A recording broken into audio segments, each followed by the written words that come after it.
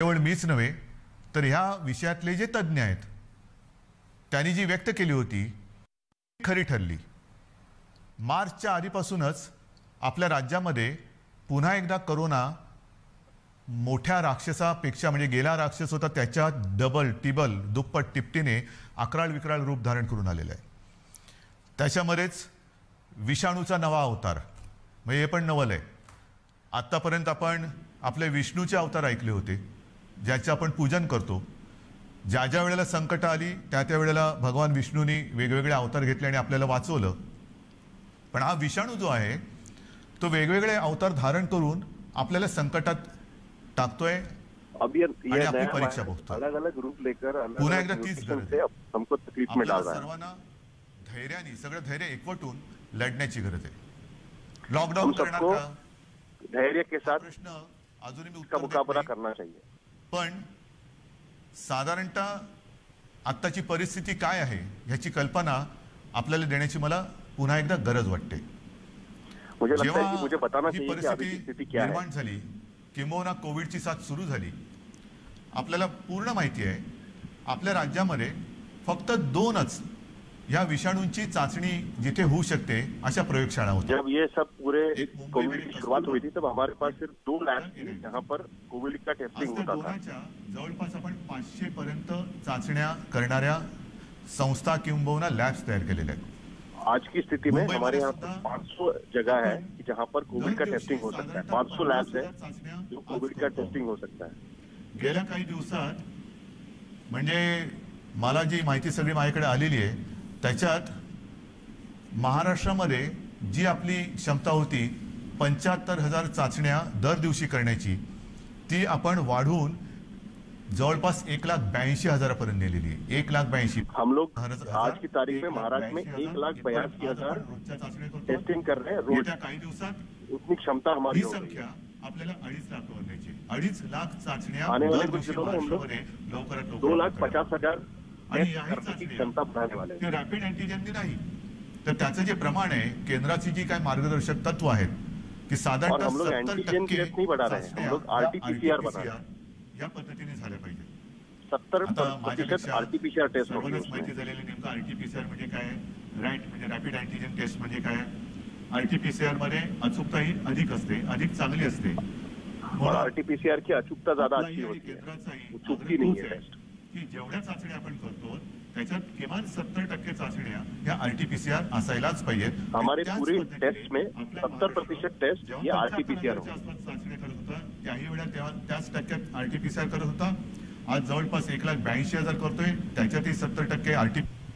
उद्या 2.5 लाख झाले 3 लाख झाल्यानंतर सुद्धा कल आपण 2.5 लाख टेस्ट करेंगे तब भी उसमें 70% आरटीपीसीआर टेस्ट। म्हणजेच काय की आपण कुठेही दर्जाची तडजोड करत नाही आहोत, अजिबात करत नाही आहोत आणि करणार नाही। एक तर पहिली गोष्ट अशी आहे की काहीही आपण लपवत नाही आणि लपवणार नाही। एक सुद्धा बड़ी बात यह है कि हम लोग कोई भी चीज छुपा नहीं रहे हैं और हम लोग कोई भी चीज छुपाना भी नहीं चाहते। जी महाराष्ट्रातली जी परिस्थिती आहे ती सगळ्यांना जरी धक्कादायक वाटत असली तरी आपण सत्य और इसीलिए आज की स्थिति में धक्कादायक लग रही होगी लेकिन जो सच है वही हम लोग लोगों के सामने रखते हैं। कुछ लोग कहते हैं कि बाकी राज्यों में देखिए बिहार में चुनाव हुआ, बंगाल में हो रहा है, बाकी जगह पे हो रही है, उधर कोविड नहीं बढ़ रहा है, आपके यहाँ क्यों बढ़ रहा है? माझी जनता ही प्यारी आहे, त्यांची जबाबदारी ही आज माझ्यावरती असल्यामुळे मुझे उसके बारे में बात नहीं करनी है। मैं सिर्फ इतना कहना चाहता हूँ मेरे ऊपर महाराष्ट्र की जनता की रिस्पॉन्सिबिलिटी है। मुझे कोई विलन भी तय करे लेकिन मैं ये जिम्मेदारी निभाऊंगा। टेस्टची संख्या मी तुम्हाला सांगितली त्याचप्रमाणे आपल्याकडे कोविड येण्याच्या आधी जेवढे काही बेड जिस तरीके से मैंने आपको टेस्ट के बारे में बताया उसी तरीके से कोविड आने के पहले हमारे पास बेड की संख्या भी 10,000 के करीब थी। सिर्फ आकस्मिक संकट येईल आणि आपली त्रेधा तिरपीट होईल। गेला मार्च महिना तुम्हाला आठवत आहे बेड्स मिळत नव्हते, हॉस्पिटल्स मिळत नव्हते। पिछला मार्च आपको याद होगा हॉस्पिटल्स कम पड़ रहे थे, बेड्स नहीं मिल रहे थे, हॉस्पिटल्स ओवरफ्लो हो रहे थे, एम्बुलेंस कम पड़ रही थी। लक्षात घेतल्यानंतर आपण बेड्सची संख्या वाढवायला लागलो। उसके बाद हमने बेड की संख्या बढ़ाना शुरू किया. कदाचित एकमेव राज्य असेल की ज्याने अगदी फील्ड हॉस्पिटल्स उभारली. लष्कराच्या महाराष्ट्र ये अकेला राज्य होगा जिन्होंने फील्ड हॉस्पिटल तैयार किए. आजही करते. जम्बो कोविड केअर सेंटर्स उभारली आणि हम लोग ने जम्बो कोविड केयर शुरू किए. काही रुग्णशय्या होत्या जवळपास 4.5 लाखापर्यंत गेली. सगळ्या काही मिळून आज की तारीख में हमारे पास 3,75,000 बेड की संख्या है. जिसमें आईसीयू बेड्स हैं, जिसमें आइसोलेशन के बेड्स हैं, जिसमें ऑक्सीजनेटेड बेड्स हैं. करीब 3,75,000 बेड की सुविधाएं हमने आज महाराष्ट्र में तैयार की है और ये हमारी बहुत बड़ी अचीवमेंट है. लॉकडाऊनचा उपयोग हा संसर्ग थांबवण्यासाठी आहे. और साथ ही मैंने ये कहा था कि लॉकडाउन का उपयोग हम लोग हमारी सुविधाएं बढ़ाने के लिए करेंगे और वो हमने किया है. मी परत तुमच्याशी का काळजीने बोलतोय याचं कारण लेकिन इतना सब करने के बाद भी मैं क्यों ये आपसे बात कर रहा हूँ की साधारणतः रुग्ण वाढ ही किती होते, किती झपाट्याने होते त्याची थोडीशी मी तुम्हाला कल्पना देतो. लेकिन हमको ये देखना होगा कि कोविड की जो बाधित है उनकी संख्या कैसे बढ़ रही है. फक्त मुंबई पुरतं बोलायचं झालं तर मुंबईमध्ये 300-350 रुग्ण हे दर दिवशी आपल्याला सापडत होते. आज कुछ महीने पहले 300-350 कोविड पॉजिटिव मुंबई में मिल रहे थे. आज की स्थिति में मुंबई जैसे शहर में 8,000 के ऊपर कोविड पॉजिटिव मिल रहे हैं. जरा सगळं जास्त होतं तेव्हा 3 लाख सक्रिय रुग्ण होते. 17 सितंबर 2020 को 3 लाख एक्टिव कोविड पॉझिटिव्ह. साधारणतः 31,000 मृत्यू झाले होते. 31,351. आता 54,900च्या आसपास झालेले आहेत. त्यावेळेला एका दिवशी आढळलेले रुग्ण हे 24,619 होते 17 सितंबर. उस वक्त एक दिन में 17 सितंबर को 24,000 कोविड पॉजिटिव मिले थे जब हम पीक पर थे. 43,183 रुग्ण. लेकिन अब महाराष्ट्र में 43,000 कोविड पॉजिटिव मिल रहे हैं. गाठू किंवा पार करू. आज भी हम लोग 45,000 तक पहुंच सकते हैं आज की स्थिति में. आणि याच वेगाने जर का ही रुग्णवाढ होत राहिली और इसी तरीके से अगर कोविड पॉजिटिव लोगों की संख्या बढ़ती गई. साधारणतः विलगीकरणच्या ज्या बेड्स आहेत त्या 2,20,000 आहेत महाराष्ट्रामध्ये. हमारे पास 2,20,000 आइसोलेशन बेड्स हैं. 549 भरलेले आहेत. म्हणजे 62% हे बेड्स भरले गेले. उसमें से 65% बेड्स भर चुके हैं. बेड्स हे 20,519 आहेत.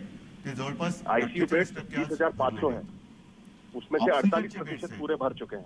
ऑक्सीजनेटेड बेड हमारे पास 62,000 के आसपास है. वो 25% तक भर चुके हैं. ते पण 25% जवळपास. वेंटिलेटर्स 9,747 है. वो भी 25% तक भर चुके हैं. संवाद साधायला आलो और इसीलिए मैं आपके सामने आज खड़ा हूँ. जिस तरीके से कोविड की संख्या बढ़ती जा रही है 15-20 दिवसामध्ये आपल्याला अगर ऐसे ही होता रहा त्या अपुऱ्या पडायला लागतील.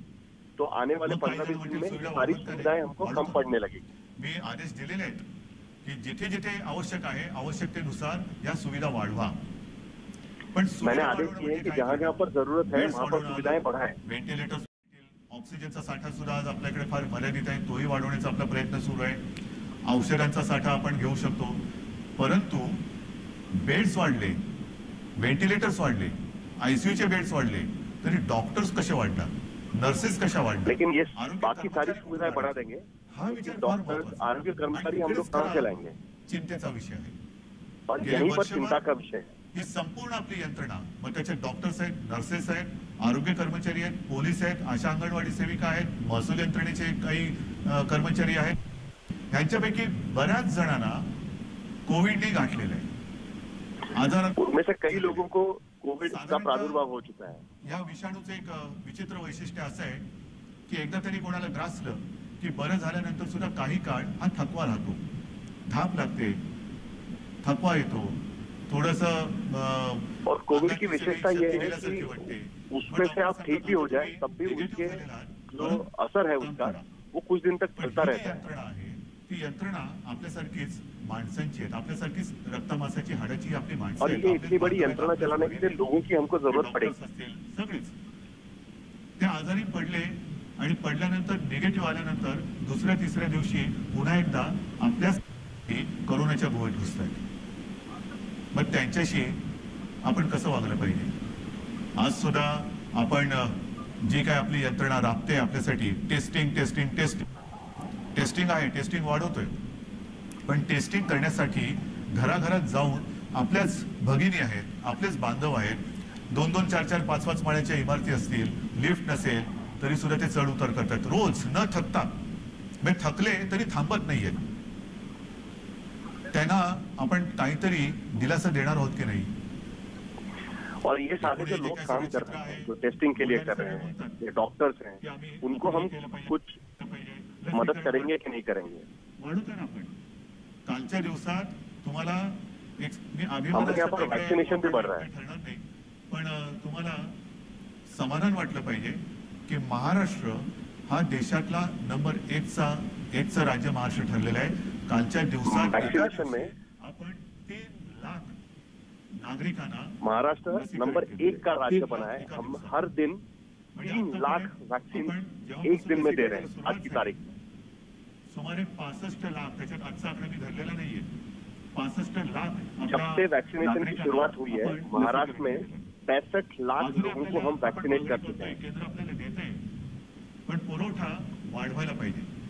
आणि मुझे अभी भी लगता है केंद्र दे रहा है वैक्सीन, लेकिन उसकी जो सप्लाई है वो और भी बढ़ानी चाहिए. दिवसाला करण्याची आपली क्षमता आहे. और हम इस 3 लाख पर डे वैक्सीनेशन को 6 से 7 लाख तक ले जाना चाहते हैं. लेकिन वैक्सीन हमको मिलने चाहिए, उसका सप्लाई होना चाहिए और उसकी मांग हम रखेंगे. ही आपली क्षमता आहे. परंतु होतंय असं की लस घेतल्यानंतर, आता मी सुद्धा 1 डोस घेतलेला लसचा, आपल्याशी बोलताना आजूबाजूला कोण नाही म्हणून आणि म्हणूनच मी मास्क काढून आपल्याशी बोलतोय. पण लस घेतल्यानंतर सुद्धा काही जण कोरोनाने बाधित होत आहेत. का होत आहेत? लेकिन वैक्सीन लेने के बाद भी कुछ लोगों को कोविड का प्रादुर्भाव हो रहा है. लस घेतल्यानंतर सुद्धा मास्क हा घालणं अनिवार्य आहे.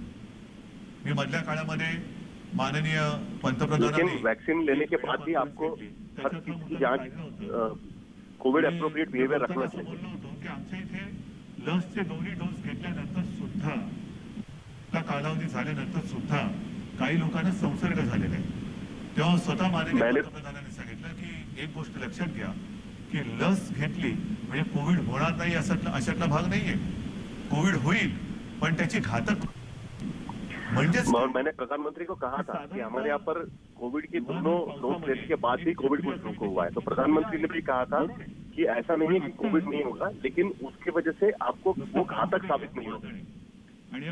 तो इसके लिए हमको ध्यान रखना चाहिए. एक साधारणतः आपल्याकडे छत्री आहे, त्यातल्या त्यात कमीत कमी भिजावं म्हणून, आणि लस घेणं, टेस्ट वाढवणं, रोजच्या चाचण्या वाढवणं, इसीलिए टेस्ट बढ़ाना, मी मानायला तयार आहे. वैक्सीनेशन बढ़ाना, ये हम कर रहे हैं. तेवढी रुग्ण संख्या आपल्याला कळते, उपचारासाठी और जितने टेस्ट हम बढ़ा रहे हैं उतने ज्यादा कोविड पेशेंट हमारे सामने आ रहे हैं. अजून कोणी उपाय सांगत नाहीये. काय उपाय? लेकिन पेशेंट कैसे रोके उसके लिए कोई उपाय नहीं पता. पण लसीकरण करा, लसीकरण करतो. आज मी पुन्हा एकदा सांगतो, संपूर्ण देशात आपलं राज्य हे लस देणारं नंबर 1चं राज्य आहे. मैं फिर से एक बार बताना चाहता हूँ कि आज की स्थिति में वैक्सीनेशन में हम नंबर 1 स्टेट है और हम रोज 3 लाख वैक्सीन दे रहे हैं. परत एकदा सांगतो, लसीचा पुरवठा आपल्याला ज्या क्षणी वाढेल तेव्हा ही क्षमता आपण दुपटी-तिपटीने वाढवू शकू, एवढी आपली नाही म्हटलं तरी और जब वैक्सीन का सप्लाई हमारे पास बढ़ेगा हम इसको दुगना करने के लिए भी तैयार है. ट्रॅकिंग, ट्रेसिंग, टेस्टिंग ह्याच्यासाठी बिझी आहे. दुसरीकडे तो हमारी यंत्रणा ट्रैकिंग, टेस्टिंग और ट्रेसिंग में बिजी है. लसीकरणासाठी सुद्धा व्यस्त आहे. और यही यंत्रणा हम वैक्सीनेशन के लिए भी इस्तेमाल कर रहे हैं. काय स्थिती होत असेल ह्याचा थोडा पाहिजे. लेकिन उनका हमको ख्याल रखना चाहिए की लॉकडाऊन करायचं का? इतर देशांनी काय केलेलं आहे? इतर देशाचा जर का आपण अंदाज घेतला, और इसीलिए सवाल है कि लॉकडाउन करना चाहिए क्या? कार्यक्रम जाहीर केले आहे. त्याच्यावर सुद्धा आप देखिए विदेश में क्या हुआ. नको, जीव महत्वाचा आहे असं राष्ट्राध्यक्षांनी आवाहन केलंय. असं वाटतं आपल्याकडे सुद्धा सर्व पक्षांनी त्यांनी केलेलं आवाहन नाही, पण निदान मी केलेली विनंती मानायला काय हरकत नाहीये. अमेरिका में भी जो राष्ट्रपति थे उन्होंने कहा था कि राजनीति नहीं होनी चाहिए. आज मैं भी यही आह्वान करना चाहता हूँ. फारच पंचायत झालेली आहे. तर तिकडे ब्राजील में देखिए क्या हुआ, जवळपास 60,000 मृत्यू झालेले. उधर तो एक महीने में 60,000 लोगों का मृत्यू हो गया. बेरोजगारीची म्हणजे मृत्यू पण होत आहेत आणि बेरोजगारीची पण समस्या वाढते. और वहां पर तो आर्थिक संकट भी खड़ा हुआ. परिस्थिती ब्राझीलमध्ये. रशियामध्ये पण लस आलेली आहे, त्याच्यामध्ये ते थोडं लस आणि त्या लसीकरणामध्ये ते पुढे आहेत. फ्रान्समध्ये परिस्थिती नाजूक आहे, तिथेही जी माहिती मिळते तिकडे तिसऱ्यांदा राष्ट्रीय लॉकडाऊन करण्यात आलेला आहे. फ्रांस में देखिए क्या हुआ, फ्रांस में भी थर्ड टाइम लॉकडाउन किया गया है. लोकांनी उघडण्यास परवानगी दिलेली आहे और वहां पर भी सिर्फ अति विशिष्ट सेवाएं खुली रखी गई है, इसेंशियल सर्विसेज खुली रखी गई है. शाळा पूर्णपणे बंद ठेवण्यात येतील. या 3 हफ्तों के लिए स्कूल्स बंद किए हुए हैं. त्याच्यावर पूर्ण बंदी असेल. कोणी आवश्यक कारणाशिवाय आपले घर सोडणार नाही. हे मी तुम्हाला नाही सांगितलं, हे फ्रान्स मधलं और ये सारी चीजें फ्रांस में हुई है. आताच काहीतरी लॉकडाऊन जारी केलेलं आहे. हंगेरीमध्ये पण वर्क फ्रॉम होम बंधनकारक. हंगेरी में भी वर्क फ्रॉम होम चल रहा है. तसंच आहे. ग्रीस हळूहळू निर्बंध हटवायला सुरुवात झालेली आहे. बेल्जियमने परत एकदा महिनाभराचा कडक लॉकडाऊन लावला आहे. डेन्मार्क में भी वही हुआ है. बेल्जियम ने 1 महीने का लॉकडाऊन लगाया है. आयर्लंड मध्ये तर डिसेंबर पासून कडक लॉकडाऊन आहे. आयर्लंड में भी लॉकडाऊन चल रहा है. मनीला व आसपास परत एक आठवड्याचा कडक लॉकडाऊन लावला आहे. केनियामध्ये सुद्धा देशभर कडक निर्बंध लावलेले आहेत. युके मध्ये सुद्धा आता हळूहळू